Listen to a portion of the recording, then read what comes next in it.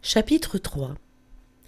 En ces jours-là paraît Jean le Baptiste, qui proclame dans le désert de Judée « Convertissez-vous, car le royaume des cieux est tout proche ». Jean est celui que désignait la parole prononcée par le prophète Isaïe, voix de celui qui crie dans le désert « Préparez le chemin du Seigneur, rendez droits ses sentiers ». Lui, Jean, portait un vêtement de poil de chameau et une ceinture de cuir autour des reins. Il avait pour nourriture des sauterelles et du miel sauvage. Alors Jérusalem, toute la Judée et toute la région du Jourdain se rendaient auprès de lui, et ils étaient baptisés par lui dans le Jourdain en reconnaissant leurs péchés. Voyant beaucoup de pharisiens et de sadducéens se présenter à son baptême, il leur dit « Engeance de vipères, qui vous a appris à fuir la colère qui vient? Produisez donc un fruit digne de la conversion. N'allez pas dire en vous-même « Nous avons Abraham pour père », car je vous le dis, des pierres que voici, Dieu peut faire surgir des enfants à Abraham. Déjà la cognée se trouve à la racine des arbres. Tout arbre qui ne produit pas de bons fruits va être coupé et jeté au feu. Moi je vous baptise dans l'eau en vue de la conversion, mais celui qui vient derrière moi est plus fort que moi, et je ne suis pas digne de lui retirer ses sandales. Lui vous baptisera dans l'Esprit Saint et le feu.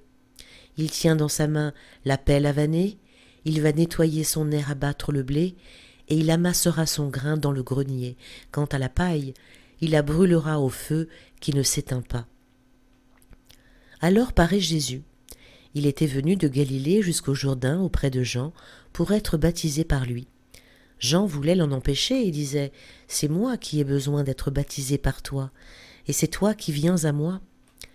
Mais Jésus lui répondit « Laisse faire pour le moment, car il convient que nous accomplissions ainsi toute justice. » Alors Jean le laisse faire. Dès que Jésus fut baptisé, il remonta de l'eau, et voici que les cieux s'ouvrirent. Il vit l'Esprit de Dieu descendre comme une colombe et venir sur lui. Et des cieux une voix disait « Celui-ci est mon Fils bien-aimé, en qui je trouve ma joie. » Dans le chapitre, on voit que Jean arrive de manière abrupte, sans autre introduction que son cri prophétique. Son message est clair « Convertissez-vous, changez radicalement de mentalité, de cœur. Pourquoi ? Parce que le royaume des cieux est proche, Dieu va intervenir, son Messie arrive. » Jean annonce un autre. Lui, il est la voix, pas la lumière. On voit au verset 7, des versets 7 à 10 que Jean dénonce l'hypocrisie religieuse. Il ne flatte personne, même les chefs religieux. Il leur demande non des rites mais des fruits concrets, des actes de justice, d'amour, de vérité. Il remet en question la fierté religieuse héréditaire. Ce n'est pas une origine, ni une tradition qui sauve. Seule une conversion réelle du cœur compte. Jean, on le voit, s'efface. Il n'est pas le Messie, mais le serviteur. Il annonce un baptême plus fort, non d'eau, mais d'esprit. Et il parle d'un feu purificateur, qui brûle le mal en l'homme comme dans le monde. Pourquoi Jésus se fait-il baptiser?